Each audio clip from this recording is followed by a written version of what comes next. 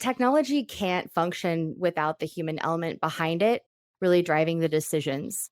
My personal belief is that the technology is there more to hopefully take care of the manual tasks or collecting the data and presenting it in a way that will help as people make the best business decisions. But ultimately, you can't write an algorithm for risk.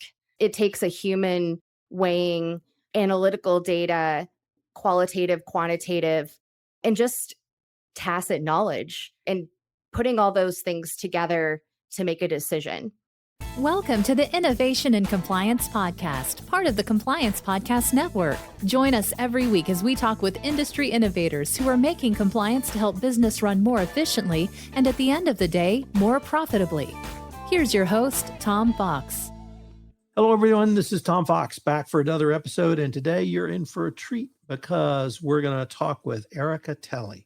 Erica is a podcaster extraordinaire, and she works with governance, data, and a wide variety of other topics at Microsoft. So, Erica, first of all, thank you so much for taking the time to visit with me today. Thank you so much for having me.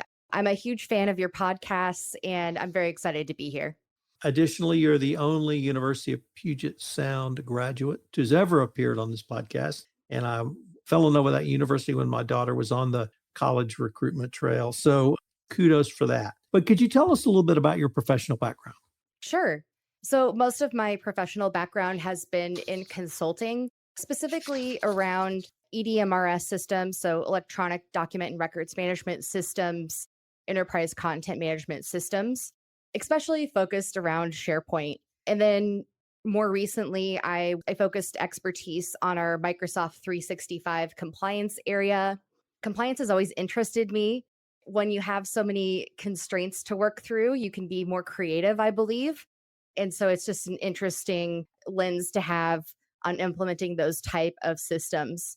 And then most recently, I joined Microsoft as our senior product marketing manager, covering records management, which in non-Microsoft speak, I'm essentially the direct responsible individual for records management at Microsoft. So I've never heard anyone say compliance leads to creativity. So I Yeah. may purloin that from you. That's great. So I'm also was really interested that you talked about SharePoint. And it seems to me now that you say that and you talk about Microsoft 365 and in your current role, you've really been a part of the evolution of data governance, putting data in formats that can be much more user friendly over the past maybe 15 or even 20 years. Yeah. I was originally actually a consultant on the SharePoint product team when we were designing the enterprise content management and records management features that became SharePoint 2010 back in the day. And, we certainly have learned a lot about how to make user friendly solutions that enable compliance, knowledge management, and still allow for collaboration and productivity.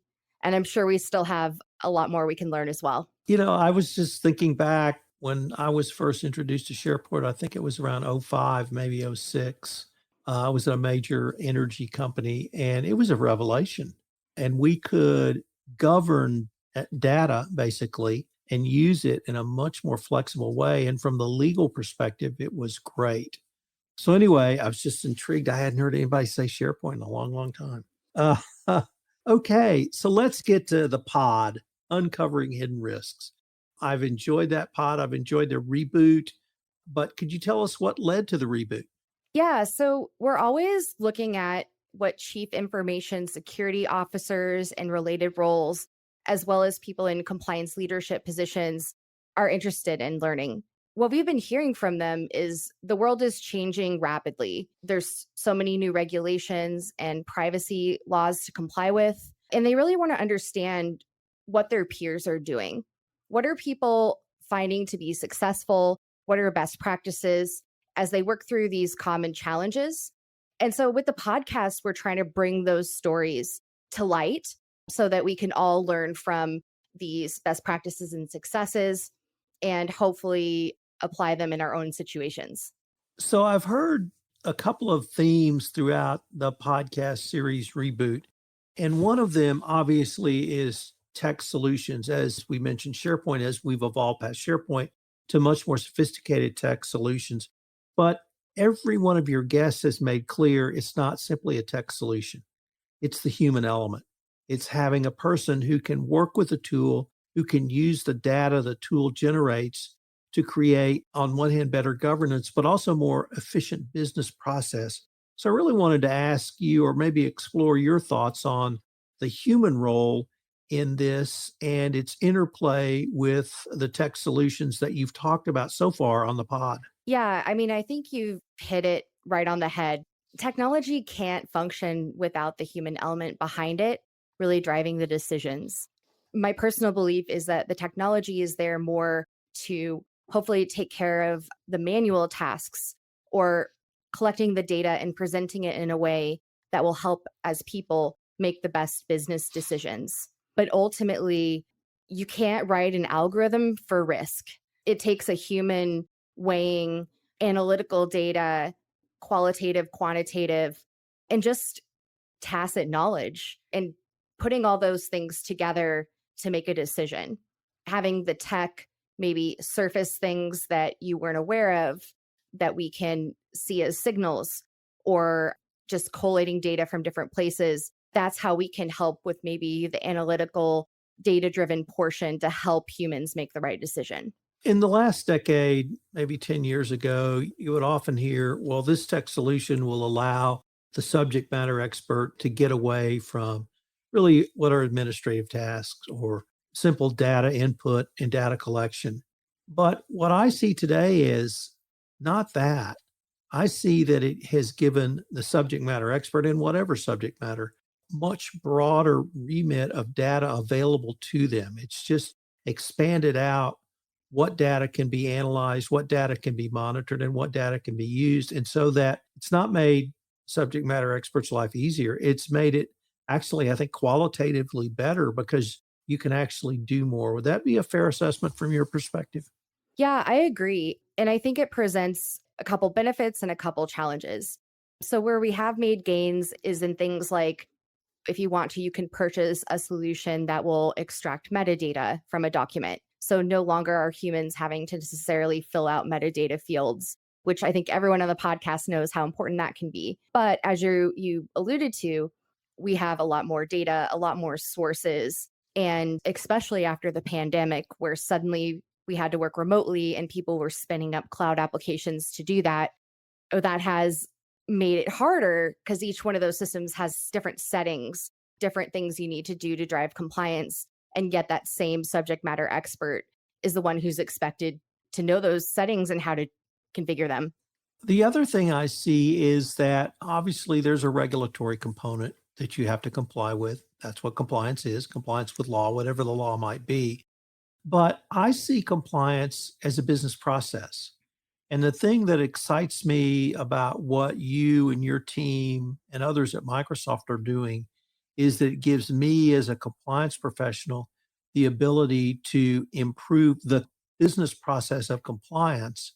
Obviously, that we're one component of an overall business process, but if you can make the compliance process seamless or less friction based or more efficient, you can make your overall sales process more efficient. Would you also find that to be accurate? Yeah, I think that's absolutely one of Microsoft's strategic differentiators in this space. So I'll use an example of a records management solution since that's my area of expertise. So, in order to do great records management, you might need a workflow solution, as you used in your example. So, we have a whole team in charge of our Power Automate workflow solution that's innovating and building on that. It's not up to the records management product team to do that. Another example is we have a whole research part of the organization that's looking into AI and how to make it applicable to daily productivity work. It's not the records management team that's having to do that. And so all these pieces coming together now makes a solution that hopefully is going to be saving people like yourself a lot of time, heartache, and hopefully money. Absolutely. So let me turn to your book because you're a published author. So kudos for that. And the book is entitled Microsoft 365 Compliance. Can I start with the question of why did you write this book and who is its audience? Yeah. So, I mean, the story goes back to the pandemic. It hit, and I was working as a consultant at Microsoft, helping customers deploy our compliance tools. And suddenly I was one of the only team's compliance experts in the world. And it was a very scary moment because you're trying to keep governments and businesses like online and functioning within a 2 week period. And after going through that, number one, I had to learn all of our compliance tech at a very, very deep level. And number two, I realized we needed a lot more people that knew this stuff. And I found it a bit pain. Our documentation's great, but my learning style prefers a more narrative approach. And so I decided, hey, I'm just going to write a book, try to help the next person that comes along and make this easier for them. When I was having these conversations with customers, oftentimes, if we were lucky, we'd have both the compliance experts and the IT experts in the room. And I was finding they weren't speaking the same language. They would literally have different words for the same thing. And so I tried to, in this book, speak to the business scenarios and the why for the compliance people at the beginning to help the IT people understand that side of it. And then go into the features, functionality, and how to configure it for the IT people. I have to say, Erica, the thing that intrigued me the most about your book was not actually the technical knowledge I learned in reading it. It was you calling it a practical guide to managing risk. And I talked to a lot of compliance professionals, and oftentimes they don't understand that compliance is really about managing risk. So I really wanted to ask you, why did you say it's a practical guide to managing risk, and what risks do you see? And then what are some of the risk management solutions you try to bring forward? Yeah. And I would say I took maybe a little bit of liberty with that title because this audience, we have a very defined opinion on risk management. And I was trying to speak more to the people maybe just getting into it. But what I meant about practical is it's great to go through and do our risk assessment in our organizations and identify those areas, but then we have to do something about it. And if we don't do the second part, the doing something about it, it's not practical. It's not putting it into practice. And so what I wanted to try to do was, as much as I could, marry together the business scenarios with the practicality of, okay, great, that's a good scenario now, but where do I click to do that in Microsoft solution set? Part of the book deals with the regulatory aspect in the form of laws. And we have laws as divergent as GDPR from the United Kingdom, CCPA from California, a smattering in between. How do you help someone or a client or customer really think through keeping abreast of those laws? Or is that what they're looking to you and your team at Microsoft to help them with? Hopefully, we're helping them. So, this is a great example of the practical guide part. So, one of the beginning chapters is on a tool we have called Compliance Manager, which is a compliance posture assessment tool. So, as an example, we have an assessment that Microsoft has built using lawyers to interpret the requirements of, let's just use GDPR as an example. And we've created a checklist of the steps you would take to configure Microsoft 365 to be compliant with GDPR. And then we've also included the business process pieces that you need to have in place in that checklist as well. So you can go in there, spin up the assessment, start working through and evaluating which pieces are complete, which are still outstanding, and go from this theory of I need to comply with GDPR down to the practical level of here's how I'm doing it. So let me turn to a little bit different focus, and that's ESG. But I really want to zero in on the G because I see a huge component of risk management in data and data governance and the robustness of your data governance program directly in the G of ESG. And I wanted to ask, is that something that you see as well? And how do you help try to facilitate that discussion with your clients? Yeah, I was so glad you asked this question because I actually got my wheels turning a bit. So I agree like that the data piece is in governance, right? That's your cybersecurity, privacy practices, et cetera. And this is related back to your tech versus people conversation. So the data is maybe more the technical side. with a bit of the people mixed in to build the business processes that make the tech work. But when I revisited the social, I also thought there was maybe some aspects in there related to compliance as well. So things like, how are we ensuring healthy working conditions, diversity and equality, inclusion, customer success? Those are things that a good technology solution helps support as well. I could not agree with that last component more. And I really advocate that compliance needs to either lead a corporate ESG effort or at least be at the table. And many people think that it's really about the G, even with the as important as the E and the S are, and the process as well. Let me go back to the podcast and maybe ask you what's down the road for the pod. I hope you're able to keep going. Yeah, I think we've had some great episodes so far, and there's a couple things on my wish list for the future.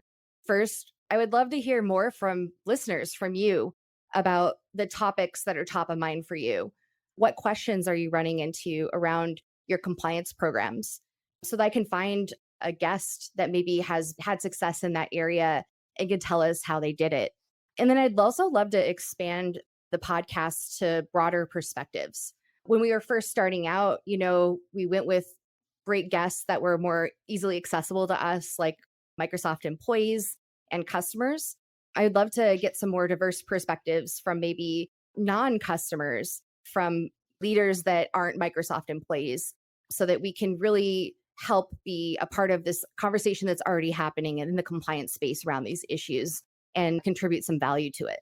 So, Erica, unfortunately, we are near the end of our time for this episode. But before we leave, I wanted to ask if our listeners wanted any more information on yourself, any of the topics we've touched on in this podcast, or the book, where would be the best places for them to go?